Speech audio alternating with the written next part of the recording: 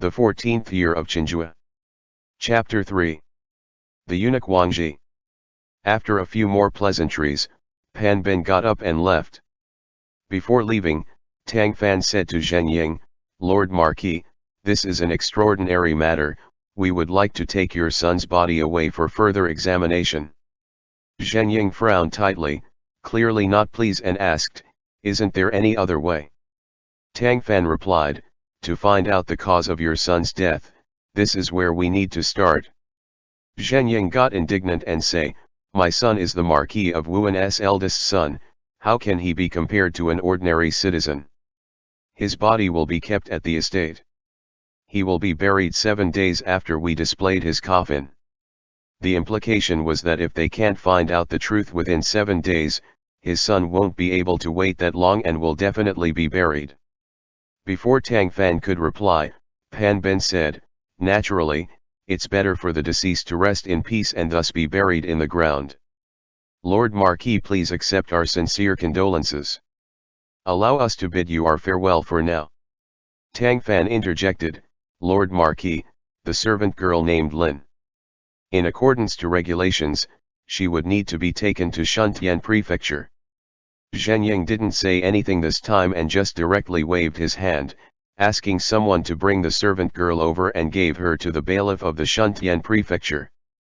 As soon as he left the Marquis of Wu'an estate, Pan Bin raised his face and told Tang Fan, "Ruking, you were too impulsive in today's matter." Tang Fan had a look of innocence on his face as he asked, "Sir, where did that come from?" Pan Bin responded, "You shouldn't have said those words to the Marquis of Wu'an. Is there another reason for Zheng Cheng's death?" "Well, the initial one was also basically just your speculation. What happens if something comes up? Why did the Marquis of Wu'an change his attitude when he sent us out? He was merely afraid that the murderer was involved with someone from his own family and at the time of his son's death, might have been in contact with them." Tang Fan sighed, "Sir, if we just sit back and do nothing, I fear that will lead to a miscarriage of justice." Pan Bin was quite annoyed and thought to himself, "How can you still not get it when I have already given you this much pointers? Zheng Ying's own son have died and he obviously hopes to downplay this matter, so why do we need to work so hard for no reason? Moreover, the emperor would definitely take Zheng Ying's feelings into consideration as a noble official. If the Shuntian Prefecture actually does uncover something, it will only offend people." Tang Fan was also feeling exasperated. This Shuntian Prefecture magistrate was a true third-rank official of the imperial government, but even so, Pan Bin was very timid. He was even overcautious in investigating a murder case. No wonder that this gentleman had been working for so many years but has never been able to be promoted up. When they came out from the estate, the morning drum had just been struck outside and the number of early rising pedestrians gradually grew, though the air was still cold with frost and dew. Noticing that somebody had already set up a breakfast stall at the side of the road, Tang Fan smiled at Pan Bin and said, "Senior brother, working hard throughout the night should have made you hungry, too. How about I treat you to have breakfast?" When Pan Bin heard how he changed the way he addressed him from sir to senior brother, his previous cloudy expression became slightly softer, as his stomach indeed gave an indication of hunger. They were both in their regular clothes, so it made it easier for them to mingle with the rest of the crowd. The owner of the stall, upon seeing that they had found a place to sit down, did not bother to come over either, and just stood where he was and shouted, "What would you like to eat, gentlemen?" Tang Fan ordered, 2 bowls of minced pork noodles. The stall owner shouted back, "All right."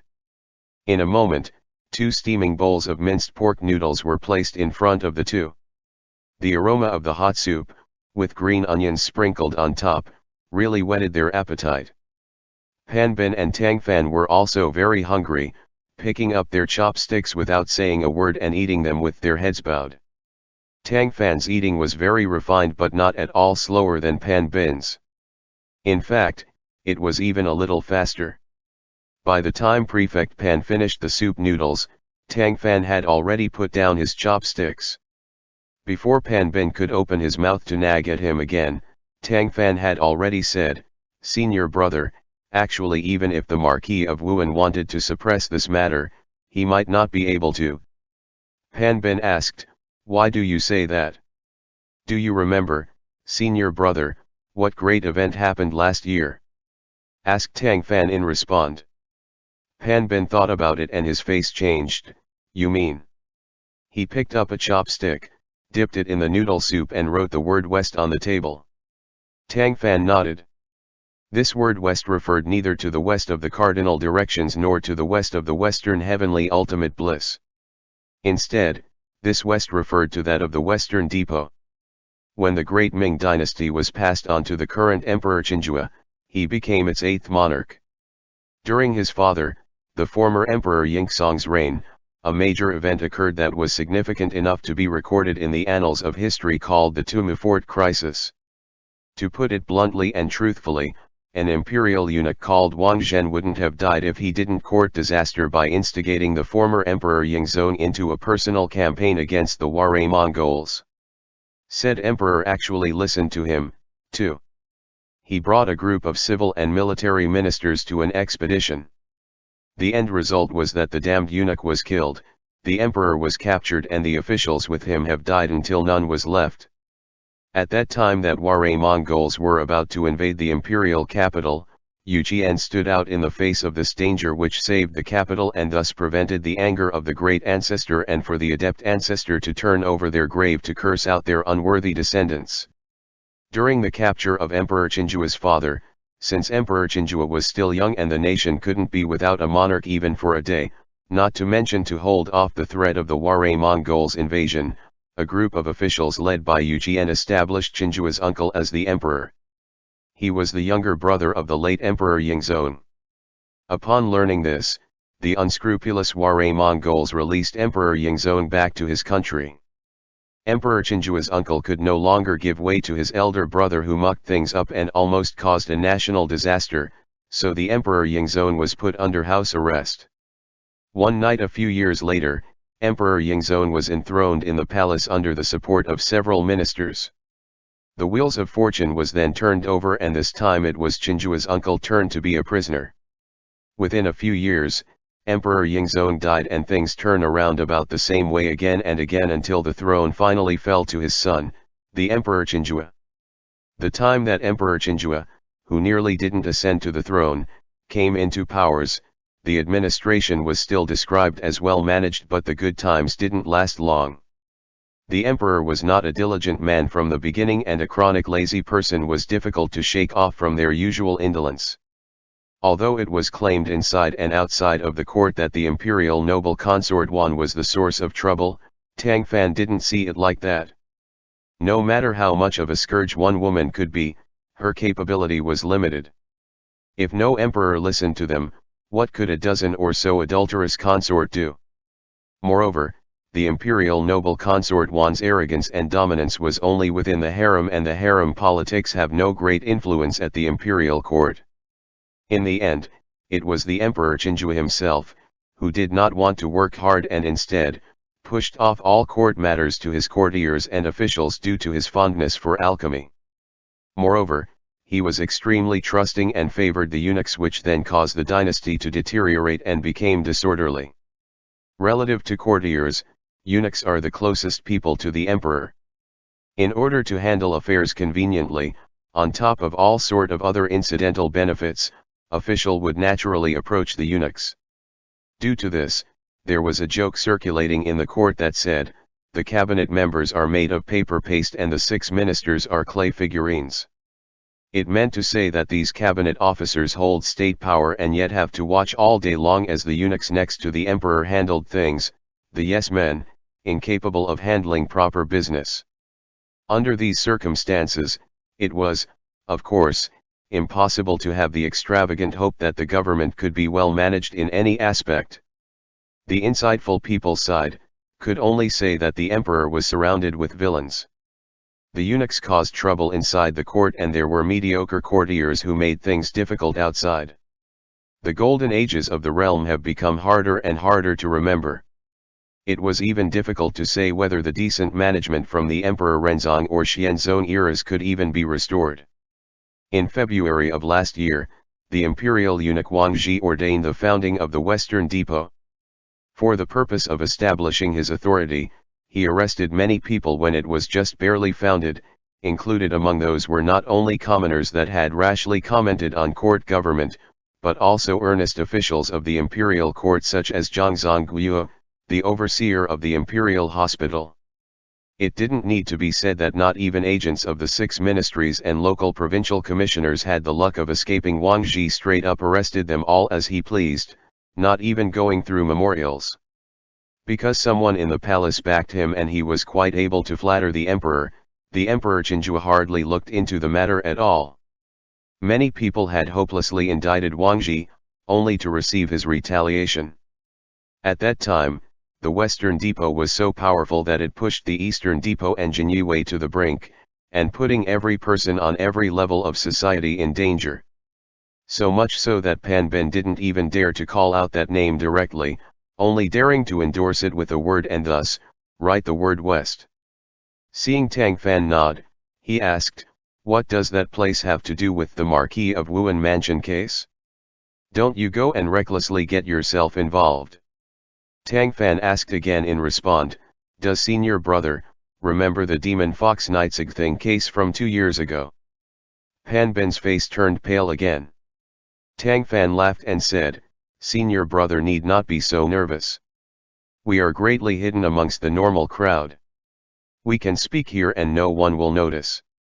2 years ago, there was a story about a golden-eyed, long-tailed demon beast that had caused trouble everywhere in the capital, and it was said that when someone ran into the beast, the person who ran into it would go into a coma. When that someone died from the coma, it was said that he would be stripped of his skin which the demon beast would put on and thus, the demon beast would take that man's figure. With the perpetuation of these lies, the heart of the people grew alarmed. Then at that time, a deist named Li Zilong appeared and was said to have used some sort of sorcery to make friends with the inner court officials for the purpose of assassinating the emperor. Someone else made a connection between the demon beast and Li Zilong, also claimed that deist Li was actually the demon beast who has taken his appearance and that this demon beast was a demon fox was killed by the founding emperor. Now that the founding emperor is gone, it came back to seek revenge from his descendants. Although the rumors gradually subsided when Li Zilong was beheaded later on, the Emperor Chenghua was shocked when he heard about it. It made him believe that the Eastern Depot and Chenghua were both unreliable and that he needed to set up a new secret agency to specifically serve him, and thus Western Depot was born.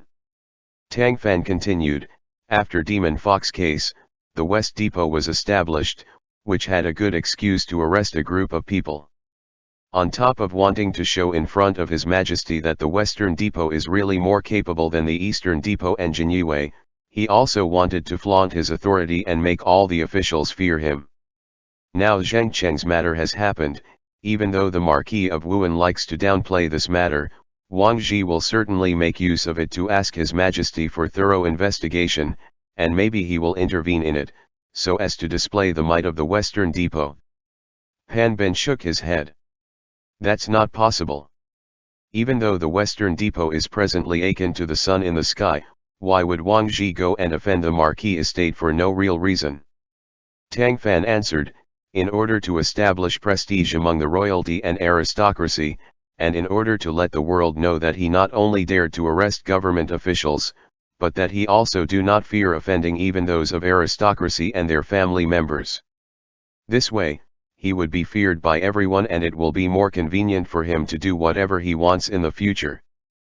Pan Ben said, "Then let's wait for the Western Depot to intervene.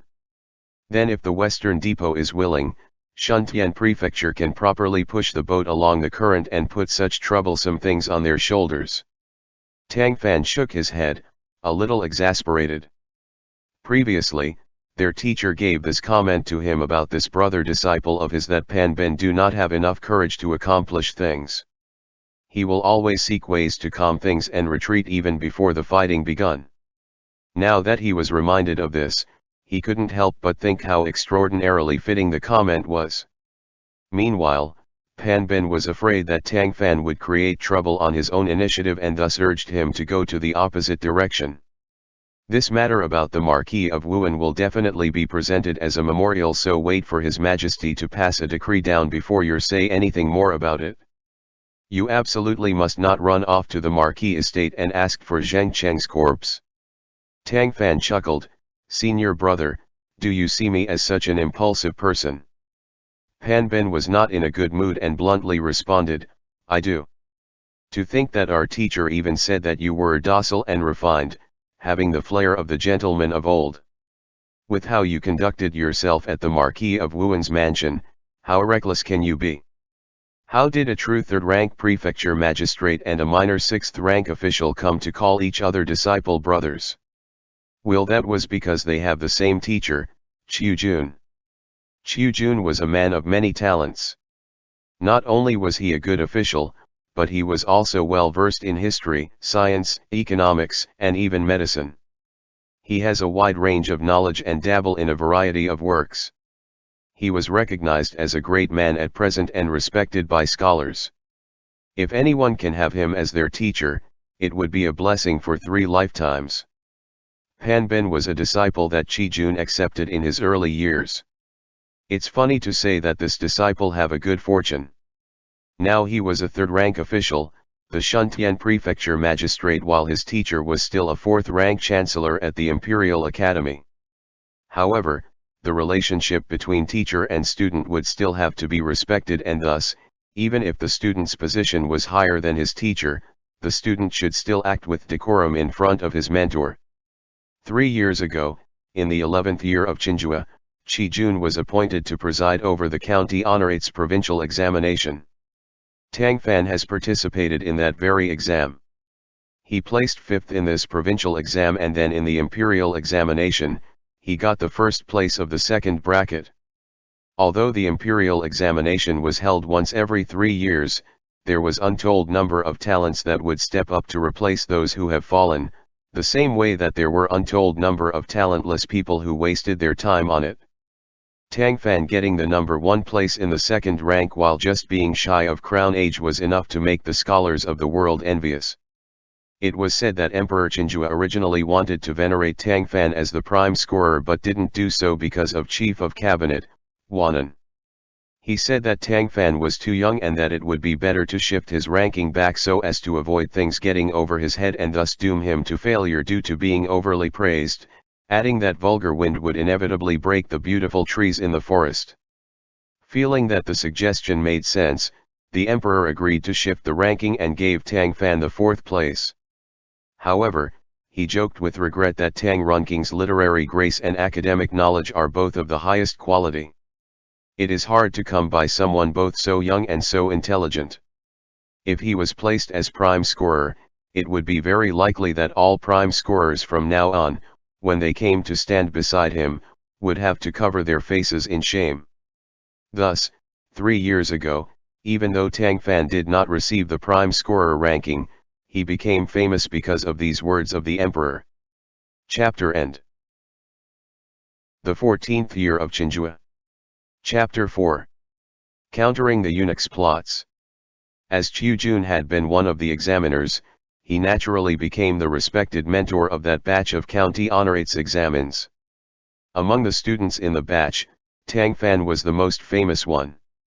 Qiu Jun believed that if he worked hard on his studies, his future achievements would not be inferior to his own, so he accepted Tang Fan as his disciple. This story also became well known in the scholarly community. After Tang Fan was listed into the roll of qualifiers, he spent 3 years in the Imperial Hanlin Academy and then was assigned to Shuntian Prefecture by the Ministry of Appointments. This brother-disciple Pan of his had definitely contributed to that, as unless there was a vacancy in the court, he would have been kept waiting at the Imperial Hanlin Academy. Another common practice was to be assigned to a remote county as a county magistrate. Although being a county magistrate sounded more impressive than a prefect, it was still less than ideal since it was far removed from the emperor. Who knew when then he'll be remembered by the emperor again? After 3 years, there will be a new top scorer. Who will remember his name in a vast sea of people? With this layer of connection, the relationship between Tang Fan and Pan Ben couldn't be described as distant. Tang Fan also knew that his senior brother was not a treacherous official. Only that he was a bit mediocre and was afraid of getting into trouble. He could only incorporate that in his calculations on behalf of Pan Bin. After hearing Pan Bin's complaints, he did not get upset. Instead, he smiled and said, "How about a bet with my senior brother?" Pan Bin was still displeased, thinking that although it was fine to call him senior brother in private, he was Tang Fan's superior and thus should be given respect as thus. However, in consideration for their having the same mentor, it wouldn't be good to bicker with him too much about it.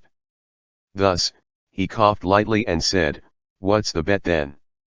Tang Fan pointed to the empty bowl in front of him. "If I win, senior brother would have to treat me to a bowl of minced pork noodle soup." Pan Bin answered with a grin, "Very well. Seems like you want to treat me to another one." It was on consideration of his mentor that Pan Bin looked after this younger disciple brother of his, but he really didn't take Tang Fan's words too seriously. In his opinion, Tang Fan came into an official position when he was a bit too young and therefore was not aware exactly of what were at stake. As long as he didn't get into trouble, it's all good. As for his teacher's praise of Tang Fan, Pan Bin was even less concerned about it. He feels that his teacher was a great scholar, but he was really not good at being an official. Otherwise, so many years wouldn't have passed like this where his rank was still lower than that of his student. The sudden death of the Marquis of Wu'an's eldest son was quickly reported to the higher authorities. At the Shuntian prefecture, Pan Bin didn't adopt Tang Fan's suggestion for further investigation. Instead, he sent a private communication with the Marquis of Wu'an directly citing Zheng Cheng's death as death by sudden attack of loss of Yang Qi-related illness. Thus Alin, the servant girl present at the time, could not be blamed for it. However, the Shuntian prefecture was not in the position to make the final decision and close the case. Due to the involvement of the Marquis of Wu'an's estate in the case, the Marquis himself would need to ask the emperor to make the final decision about it. It stood to reason that Alin did not kill him directly. If she really did seduce Zheng Cheng and indirectly caused his death, then this crime was not punishable by death. The heaviest punishment for this could only be exile. However, were a lone woman get sentenced to exile, how many atrocities could she be subjected to? Just think about it, would she even able to get to her destination? Moreover, she had offended the Marquis of Wu'an's estate. If the Marquis wanted to strangle a weak and powerless woman to death, it would practically be as simple as a flip of a hand for him to make it happen. Regardless of how this would happen, Pan Bin would be cleared of all responsibility on this. However, the heavens seemed to be deaf to the wishes of mere mortals. The more that Pan Bin wished to downplay things, the more things seemed to escalate. Mysterious forces seemed to be at play, dooming this year to be an eventful one. The cause of the incident happened about 2 months back. In March, the Right Deputy Imperial Censor Chenghua wrote a petition to the emperor asking to reopen the Liaodong province horse market. This matter involved an old feud between the Duyan Sanwei and the Ming Dynasty, which origin could be traced back to the time of Emperor Yongle and pretty much akin to an old woman's foot binding wrappings in that, it was smelly and long and would be best to go unmentioned. However, there was considerable controversy over this in the court. Some people thought that Duyan Sanwei threw away the reputation they had been afforded, so the noose around their necks should not be taken off but tightened up instead. Reopening the horse market was tantamount to backing down, which the Ming Dynasty could not afford to do so. After all, if they allowed those people an inch, they would take a mile. However, because the petition was supported by Wang Ji, the emperor ended up not only approving Chenghua's proposal, but he also permitted him to go to Liaodong province and be its governor. As a result, in less than 2 months' time, Chenghua falsely claimed that the Jurchen clan was plotting a rebellion, a crime to conspire against the state, and launched a surprised attack on them. He then tried to present the head count of those murdered by the surprised attack as meritable contribution when passing his reports. However, these deaths caused riots to break out in the Liaodong province. After the matter was reported and exposed, The emperor naturally sent his men to find out the truth and in the meantime, appeased those who were harassed by Chenghua. At which time, the director of Western Depot Wang Zhi volunteered for the assignment. Of course, Wang Zhi was doing it for the sake of merit, but this kind of thing has been done by many people, and it was very common in the political circles of the great Ming court. However, Minister Yu Zizhen of the Ministry of War stood up against it, arguing that the most pressing task now was to send someone who was well versed in military affairs in order to solve the problem quickly. The implication was that Wang Zhi was an amateur and should not go there as it may cause more troubles instead. Of course, Wang Zhi was furious. He found out that although he was greatly favored by the emperor and had established the Western Depot, he was not yet able to pull enough strings because there were still many people opposing him. At the same time, there was a series of earthquakes in Taiping Prefecture of Guangxi and Yanjing Fortification in Sichuan, causing serious casualties. Wang Zhi, on the pretext that it was a warning from heaven, said that the imperial ruler had some treacherous people at his side and took the opportunity to make a complaint before the emperor. First, he got Yu Zizhen's avid follower, Ma Wenzhong booted off to Liaodong province, breaking one of Yu Zizhen's arms. Then, on the pretext of sending imperial censors to monitor the disaster relief to Sichuan to ensure that no one would be pocketing the relief funds, he got all the imperial censors who spoke on Yu Zizhen's behalf to be assigned all over the place and thus thoroughly isolating the Minister of War. The power struggle between these major officials in the court had nothing to do with Pan Bin. However, these events have coincided with the murder case at the Marquis of Wu'an's estate. Wang Zhi thereby presented a memorial to the emperor requesting a complete and thorough investigation of the case and even expressed that the Western Depot could also join in and provide assistance if necessary in order for the Marquis of Wu'an to learn of the whole truth. When this news came out, Pan Bin couldn't sit still anymore. Things were unfolding exactly as how his junior brother disciple said it would. Just imagine, his junior disciple brother was only in his early 20s. Although he was brimming with talent and commanded their mentor's appreciation as thus accepted as a disciple, he was still a novice. After all, he had just recently taken his official position and new to this kind of work. Pan Bin hadn't taken his words to heart before, and it was precisely because he thought Tang Fan was nothing more than an overly arrogant youngster, that didn't know harms from benefits and was unused to how bureaucracy works. Unexpectedly though, in such a short time, everything his junior had said had come true, one after the other, without the least bit of error. In contrast, he, as the Shuntian prefecture magistrate, was a true third-rank official and was in the middle of things, and yet, he had no idea as to what to do. Could it be that he didn't see things clearly as a sixth-rank official do? Since things had come to this point, he hastened to call for Tang Fan at once, as one would call a doctor to treat a person in critical condition. In the past, he had put on airs and refused to call on this junior disciple brother of his. Now, he dared not put any psychological barriers at all. After explaining the whole sequence of events, he ended it with, "Junior disciple brother, in your opinion, is there still a way to mitigate this situation?" Given Pan Bin's status, the speed of when he get news was of course much faster than Tang Fan. However, he noticed that Tang Fan didn't seem surprised by the recent turn of events, as he didn't even have a daunting look on him. After a short moment of silence, he replied, "It depends on what senior brother wants to do." Pan Bin said in his heart, "What do I want to do? I want to keep my rank and not be held accountable, of course." He coughed lightly and said out loud, "The Marquis of Wu'an said to me in private that he wanted to resolve this case as quietly as possible, but with how Wang Zhi was coming on strong in this and given how His Majesty trusts him, I'm afraid that it would be difficult to do so. If I'm impeached, it goes without saying that the Shuntian prefecture would be implicated as well. If you have a way to go about this, please say so." Tang Fan responded with, "Neither you nor the Marquis of Wu'an have any enmity with Wang Zhi, and the murder of Zheng Cheng has nothing to do with him. He wouldn't make things difficult for you for nothing. It only turned out this way because Wang Zhi wanted to flaunt his authority and frighten the courtiers." Pan Ben grimaced bitterly, "It's none of my business if he wanted to make his mark. It's not like I'm Yu Zizun, nor have I ever offended him." Tang Fan said, "Minister Yu is a prominent figure even from the time of the former court. Wang Zhi could not take him on directly, so he can only find someone else to vent his anger on. As the saying goes, a fire at the city gate is a calamity for the fish in the pond." With his bad mood plummeting, Pan Ben unintentionally took it out on Tang Fan as he said, "You still have the mind to come up with jokes? Your senior brother is going to be dismissed and condemned." Tang Fan didn't take this to heart.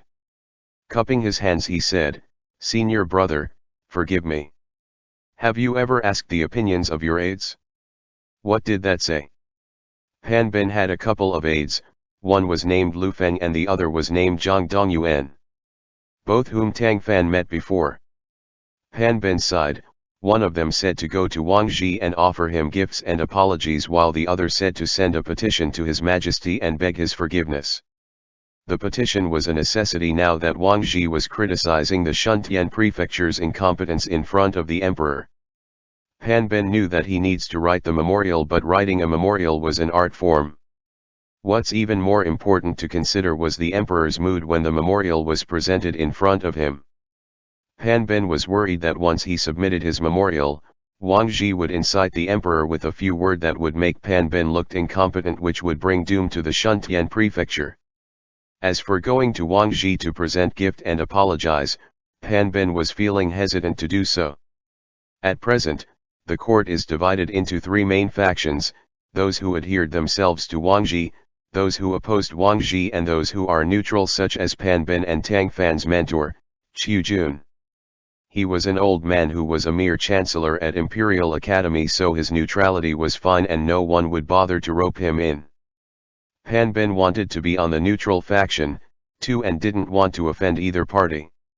However, his position made it difficult to be so. Evidenced by this, which was supposedly a small case despite the fact that the deceased identity was not simple. A perfunctory investigation and delicate handling would have been enough. Yet because it became involved in the dispute between prominent factions, the simple case have become complicated.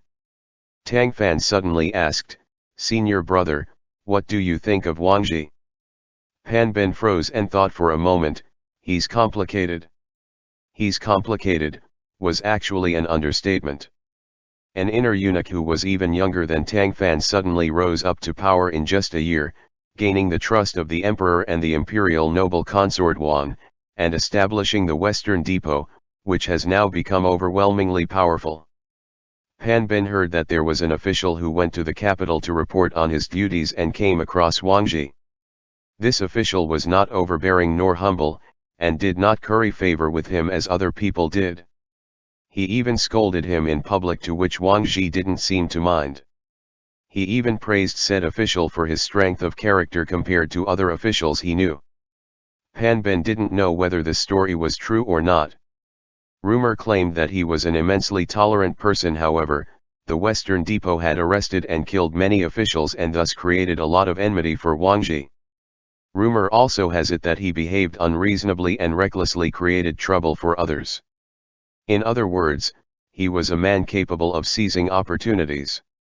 If the world was in chaos, he could act like a formidable hero, but if one were to treat him with a disdainful attitude as most civil officials do toward eunuchs, then the only person who will suffer in the end was that person himself. Tang Fan said, "Generally eunuchs were greedy for money, but Wang Zhi is an exception. He doesn't covet wealth, but instead he lusts for fame and power. You know of that event that he helped His Majesty resolve 2 years ago? Taking advantage of the Demon Fox case, he was able to use that momentum to gain power and founded the Western Depot and established his own influence. Before that, how many people have ever heard of the name Wang Zhi? Compared to how it was today, how many won't know of Wang Zhi? For this reason, giving gifts or bribes would work on other eunuchs but not on eunuch Wang." He spoke in an unpleasant tone, and yet he gave off a sense of composure and reliability. This logical analysis made Pan Ben completely convinced. He nodded his head and said, "Not bad, Lao Zhang has been my advisor for some years, but his knowledge of Guangxi is not as good as yours. What's your thoughts then on what I should do then? Tang Fan replied, presenting a memorial to the emperor is a must, but senior brother can do it this way. Hearing this, Pan Bin's eyes lit up and he laughed, that's a good idea. The next day, Pan Bin presented the memorial. He wasn't that great at judging cases, but he had skill at being a government official. His memorial underwent some finishing touches after him and his aides had gone through it. In the petition, they had listed all the unavoidable hardships they have to go through during investigation. At the presentation, he firstly expressed his humble apologies in earnest and then proceeded to recount all sorts of difficulties and hindrances they have encountered and thus, striving for His Majesty's sympathy. Afterwards, he turned the topic around and cited that since the Western Depot Director Wang had criticized the Shuntian Prefecture, then they could only strive for improvement and seek the guidance and assistance not only from the Western Depot but also from the Eastern Depot, the Chenghua, the Ministry of Justice and the Court of Judicial Review in order to thoroughly investigate the truth about the death of the eldest son of the Marquis of Wu'an. The political pool was already dirty to begin with. With this move, Pan Bin simply mudded into further chaos. This was the plan that Tang Fan had came up with on his behalf. Guangxi was being too overbearing and the number of people he have enmity with was not few. This proposal was exactly just what some people in the court wanted, and Tang Fan had taken them into consideration when he came up with this plan. Once Pan Bin presented the proposal, many in the court supported it and instigated His Majesty to give his quick approval. With so many authorities involved, no matter what the end result was, the Shuntian Prefecture's responsibility would naturally be much lighter. As the saying went, if one use a club to catch fish, the fishes would merely scatter in all directions and not one would get caught. In doing this, Pan Bin didn't need to worry about having to throw out his black silk official's hat. And thus, the murder case in the Marquis of Wu'an estate, which was in the cusp of being concluded, have reverted back to the very beginning, which made one not know whether to laugh or cry. No one would have thought that this billowing waves were created by one 6th rank official. Chapter End. The 14th year of Chenghua. Chapter 5. The Chenghua Commander General Sui. Once the name Rejuvenation Hall was heard, one would automatically think about a pharmacy. Not all of the pharmacy in the imperial capital was called Rejuvenation Hall, though, sometimes it was called something like Kindness Hall. However, having the same sounding name made people think that they were all owned by the same person. The Rejuvenation Hall on Tangzibai Street was a well-established pharmacy. Among the top 10 rejuvenation halls in the capital, this one was the most reputable. However, there were no such things as intellectual property rights in those years, so when this rejuvenation hall became well known, other pharmacy followed suit and named their apothecaries in the same way in the hope of riding on its success, and the real one at Tangzibai Street could do nothing about it. The Rejuvenation Hall's business was good, with plenty of people coming and going, getting and buying their prescriptions. Not only were the medicine here were widely known, but even the attending doctors in here were famous, with many people waiting in lines just to see them. It was raining that day and thus, there weren't that much patients waiting, and the number of those who were buying medicine have dwindled down as well. The young man Gao Yazi was busy for a while but was now getting bored when he saw someone outside, closed his umbrella, put it down by the entrance, wiped the rain off his clothes and then walked inside.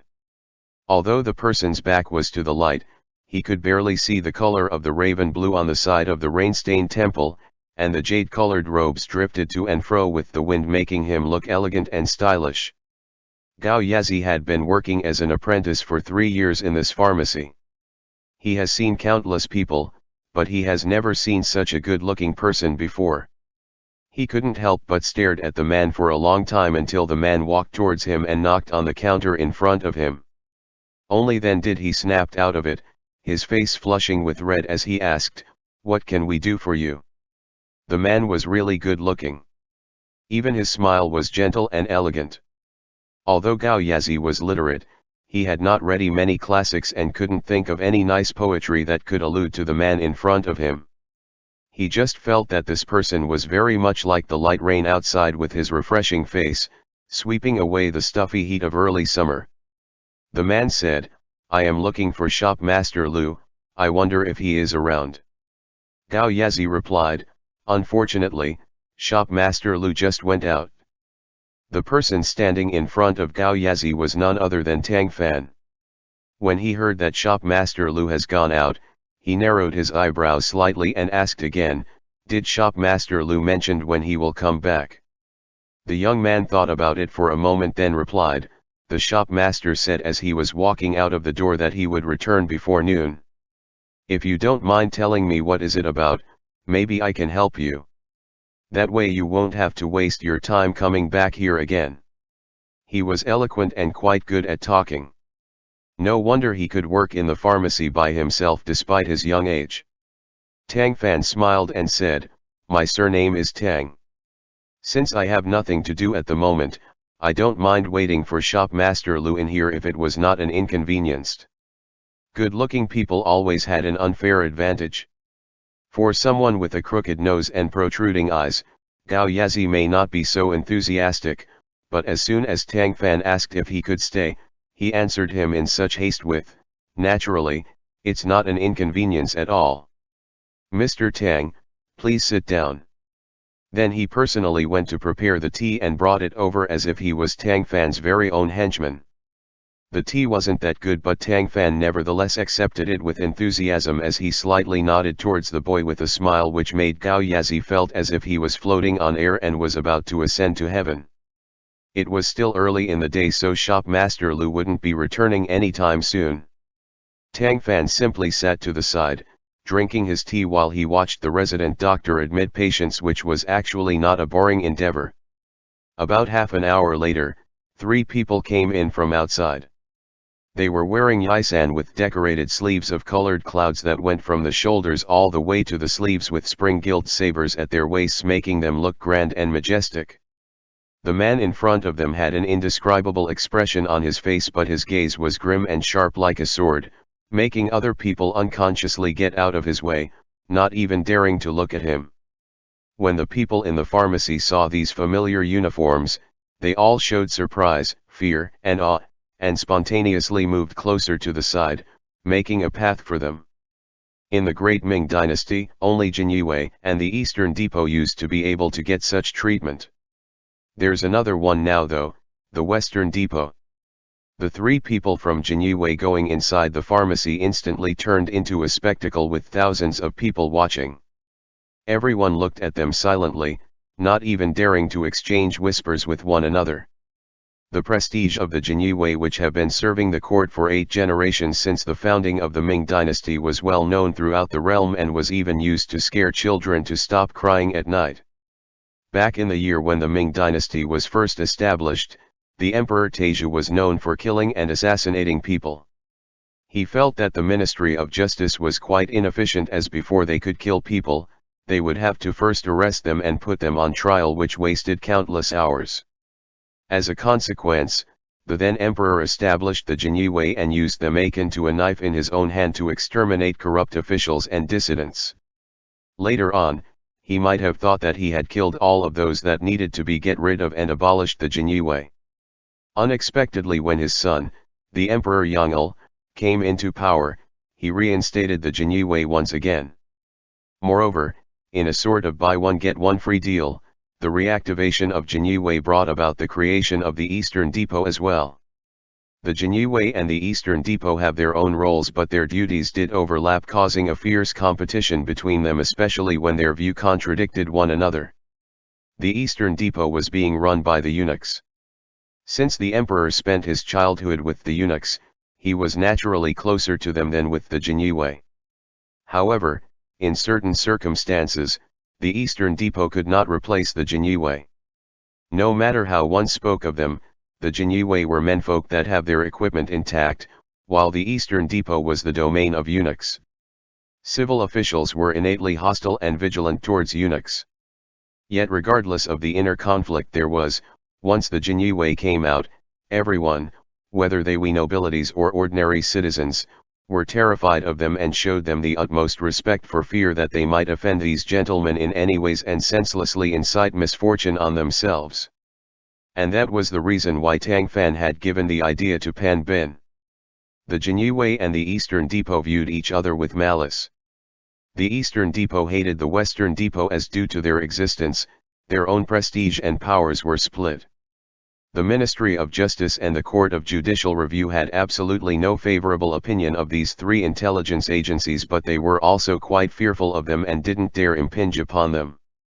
Under the impediment of several parties, the Shuntian prefecture have become the least noticeable. Gao Yazi speedily welcomed them, forcing out a smile as he trembled in trepidation.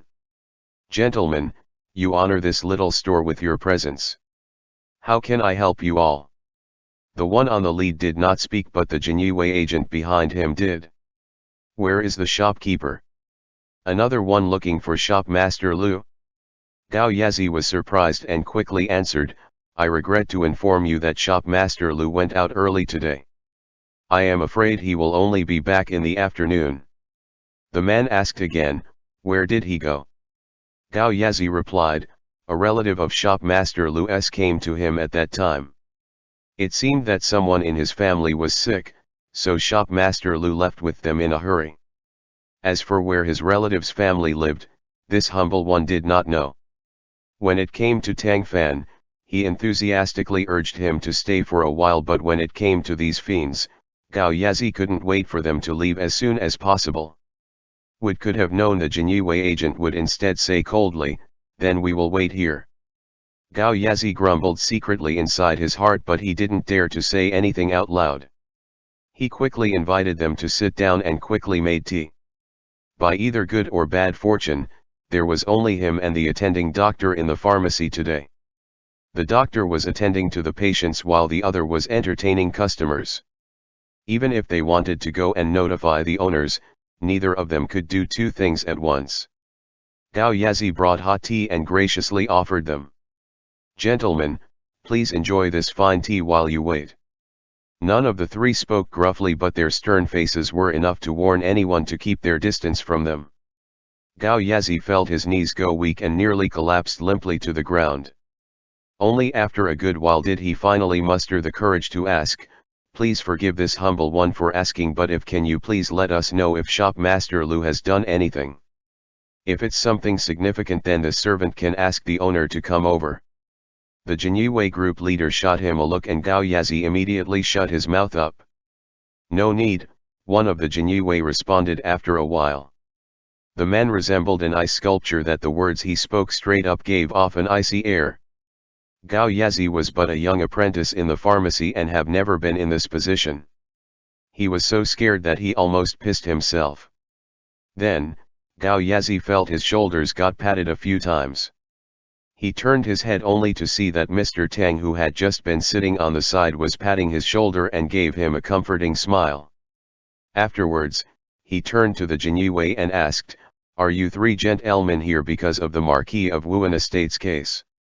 The Jinyue group leader narrowed his eyes and looked at him for a moment. Instead of answering, he asked back, "Who are you?" Tang Fan cupped his hands and said, "Tang Fan, courtesy name Runking. I am a prefect from the Shuntian prefecture." The other person seemed to have known of him as they asked, "Are you really that Tang Fan?"